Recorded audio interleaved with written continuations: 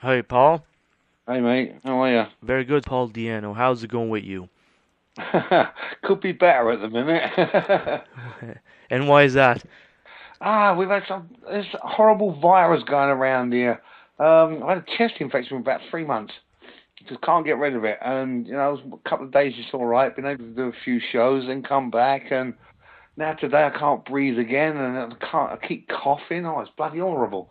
And I got to fly to the Ukraine on Thursday. And that's the life of a rock star, I guess, isn't it? Yes, it's a load of bollocks. No, I don't know what's going on. I've had antibiotics and everything. A couple of my friends, one of my friends who's a musician friend of mine, we work together in the studio, and he's had it for about 2.5 months as well. It's some sort of viral thing. You just can't get rid of the bloody thing. And I'm sure when you're traveling like that, it's you get stuff like that sometimes. Mm. But this was from sitting around in Salisbury where I live. Hmm. And at home, and there's a lot of people who just got it. Been some virus thing about I don't know. Quite a few friends of ours have been all laid up with it, and I don't like it. When you talk about that subject, when you go perform on stage and you do get sick, how's your voice perform? It's normally it's normally all right. I don't really get that many problems, obviously, but I do work a lot. As I said, it's not been so bad this year, but normally, it's about 275 concerts every year minimum. So obviously, you have ups and downs. You lose the high notes, but then we can make up with it with the punk and the hardcore. Now, and also you're going to be touring with Blaze Bayley. Oh yeah. And what's your thoughts on that? Oh, well, Blaze is all right. We played a few shows, festivals here and there. We done Russia last year as well, or earlier this year, should I say? And same band, using the same band, my Russian band and that. And yeah, he's all right. He's a good guy. It's just that as I said, I want to keep doing this, obviously. But at the moment, we're sort of my manager's sort of helping Blaze out as well at the moment because he hasn't got any management.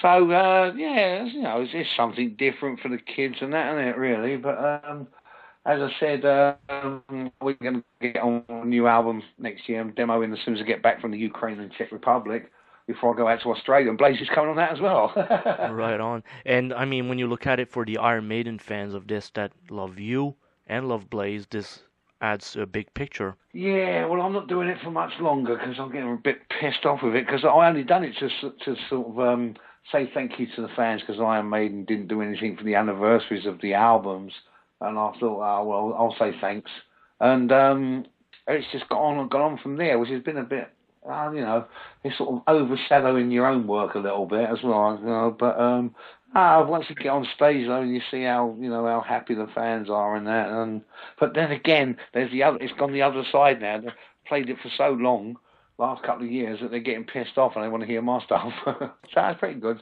So once we've got the new album done, I don't know how long it's going to take to do it. We've only about 3 songs in at the moment. I'm going to go demo them as soon as I get back here into England and that, and sort it out from there. Otherwise, it's going to be nuts. As I said, I've got Australia, New Zealand, and that to do, and then come back and hopefully, all down to the wonderful American embassy. I might be out in the States as well over December. With your tour bands and this, how do you find your band members, to play all these different countries? I've had the same bands for years. We think it's better that way because one promoter, with this economy, with the economy and the climate at the moment, it's ridiculous. There's not, there's no way that promoters around the world are going to fly my band in from Brazil to go and play all over. Right. So we use different bands. I used one in Halifax a couple of years back. Some friends of mine when I played there a few years back. I've got different bands I've used all over the world. I've got my Mexican band who are fantastic. I've got a couple of Brazilian bands I use. We've got a brand new American band who are absolutely fantastic. I haven't played with them yet. This will be a first time for me, so I'm really looking forward to that. They are excellent musicians. They build all their own instruments as well. They're actually an instrumental band. They don't really have any vocals or anything, but yeah, they're a pretty damn awesome band called Lonero from sort of San Francisco way. That's going to be quite interesting, So yeah, well, as I said, what we've done is when we first put this idea together, we stole it from Chuck Berry originally. Right, right. He uses different bands in every country, and that's what I done. And now everybody jumped on the bandwagon. You know, you're all these like bloody singers from America and all that, like Joe Lynn Turner and all that. They're all doing the same bloody thing now. So it's sort of come back to bite us on the arse a bit, but never mind. But yeah, it's just got to keep the prices down for for the fans and for the promoters, and it's not really about money for me. It's just about going out and playing, really, to be honest with you. Because only a couple of more years and I'm quitting. Why would you quit, after all this? Getting tired of it, would you say? Yeah, health's not been so fantastic at the moment. I've got to have a new knee put in and everything, and I would love to spend some time with my family. Right. Which is absolutely wonderful. Even now we're not together because they're in Miami and I'm stuck over here.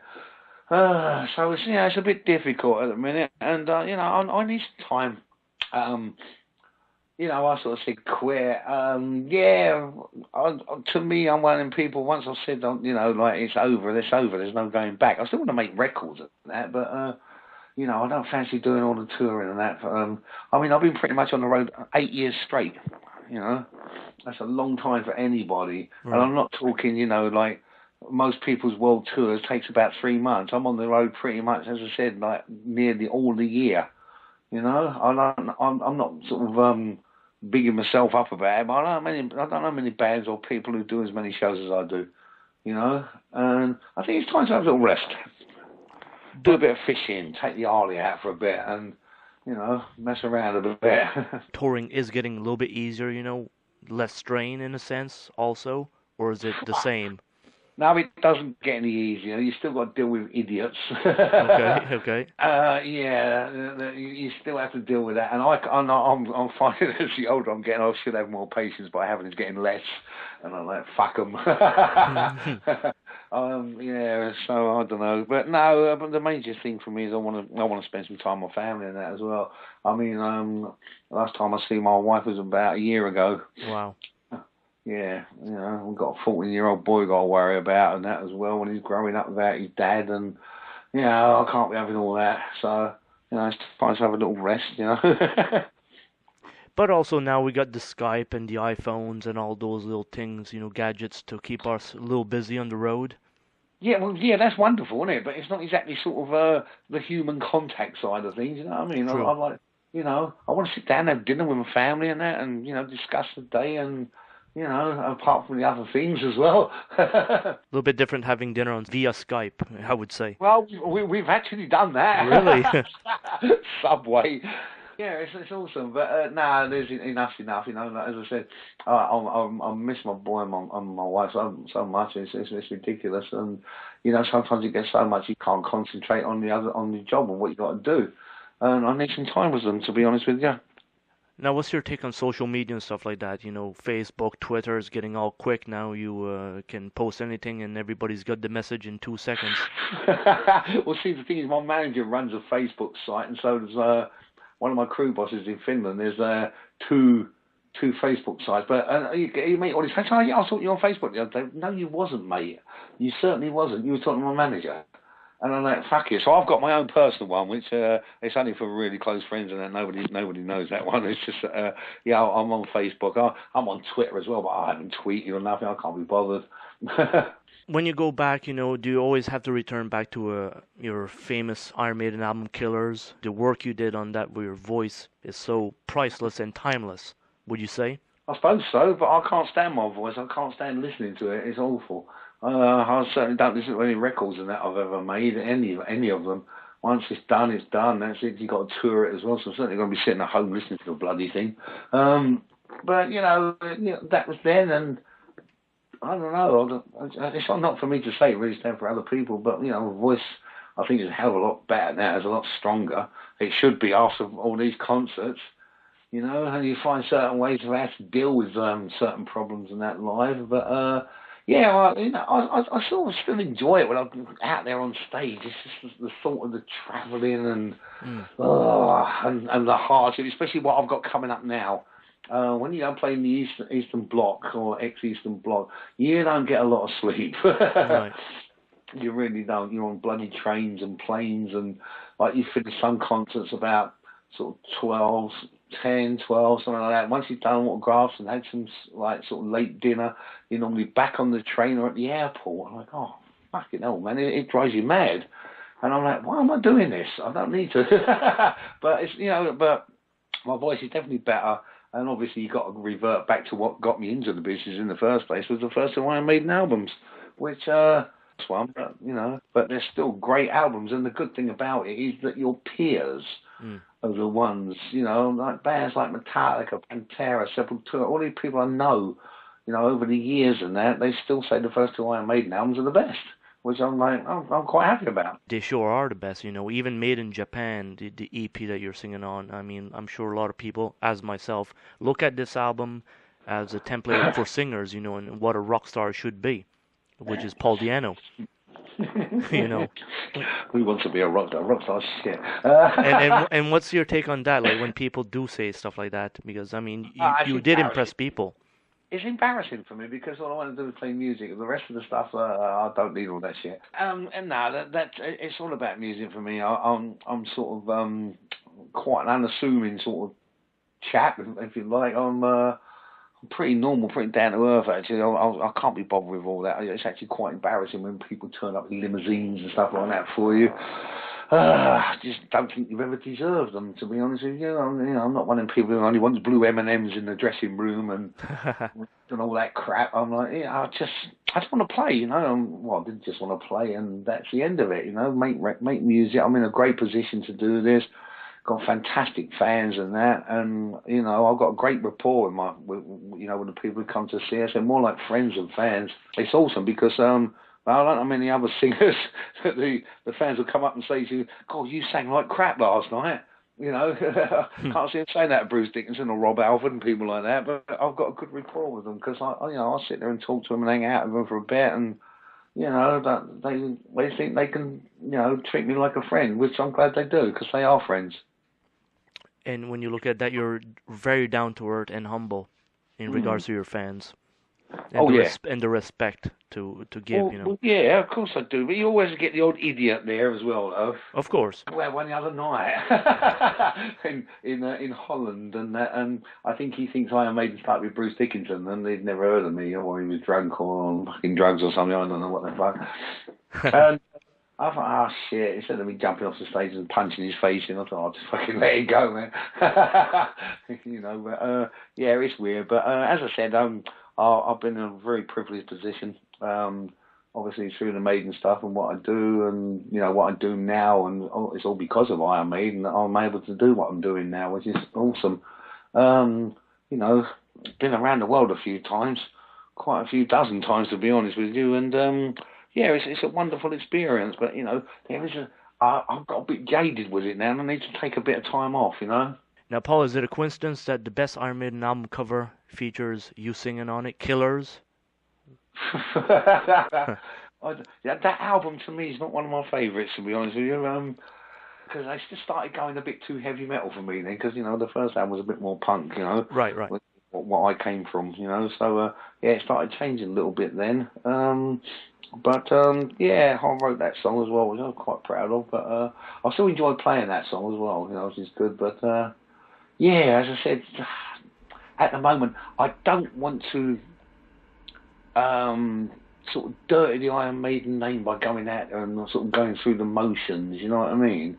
I don't. I give it 1,000% every night. Right. But I'm getting very tired at the moment, and I've not even started the tour yet. And the thought of going on the tour, I'm absolutely shattered already. I haven't even done anything yet. Well, we've done a few shows, but not that many. Not like normal. I've had a bit of time off actually, which is probably I don't know. It could have been my downfall actually. Because normally I'm always constantly on the road. I only have about 2 days, 3 days off, or a week at the most, and I've had quite a bit of time off. And I'm like, oh God. And the rot start is setting in. Maybe who knows? Maybe I'll get the kick up the arse again when I get back on stage. Especially Slovakia. I've never played there before. And then there's places Paul Di'Anno never played. That's incredible, with all the world touring you've done. And Africa we haven't. I haven't played in Africa. There doesn't seem a great deal of cool for our music over there, you know what I mean? South Africa, yeah, like Cape Town, Johannesburg, and places like that, but we've never got out there yet. Look, there was a reason why, because of the apartheid thing at first, I wouldn't go out there anyway. But, yeah, it's a bit weird that, but yeah, I'd like to do that one before I sort of quit everything. You know, we've been to India quite a few times, which is great. We was actually offered to go and play in Iraq and Afghanistan. Wow. Yeah, that's for American Warriors Overseas. Okay. Thing is done for the troops. Going to play on like two of the aircraft carriers, and then go into Baghdad and play for the Marine Corps and the British Army. Or we said if we're not going to have the British Army in there, then we won't be bothered doing it. And then they sort of said, yeah. And then the guy was about to arrange it all, and he died. He's a musician, but somehow he had a fight with one of his other guys, and I don't know, something happened, and he died. One final thing here, your book biography you've done is still doing good, I take it. Any more books in the future from you that we're going to see? Not if I can help it. No. No. that was to close a chapter down of a horrible period in my life, and I got rid of it, and I'm not, not into. I want to take when I do take some time off, I want to actually learn how to write properly.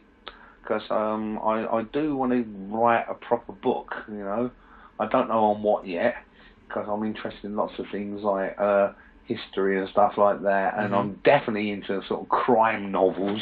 I read shit tons of them and all that true detective stuff, but I like to read how devious people are and can be. So I would like to sort of learn how to write a real novel, and try and get one. Everyone says there's a book. There's one book in at least everybody, isn't there, they say. So I'd like to do that one. That'd be quite interesting. I'm not very artistic outside of music, and even then I don't think I'm that artistic with that. So, to me, I would like to be able to do a book, that'd be awesome. Paul Di'Anno, the writer. Could be interesting, couldn't it? that sounds like a good rhyme there. We have going there.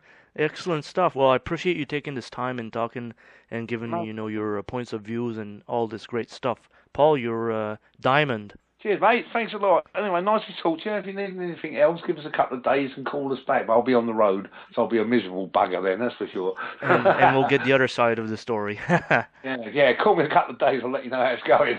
All right, Paul. You have a great tour, okay? We'll talk back in the future. Thanks, mate. All right. All right. Take care. See ya. Bye-bye. Cheers, mate. Bye-bye.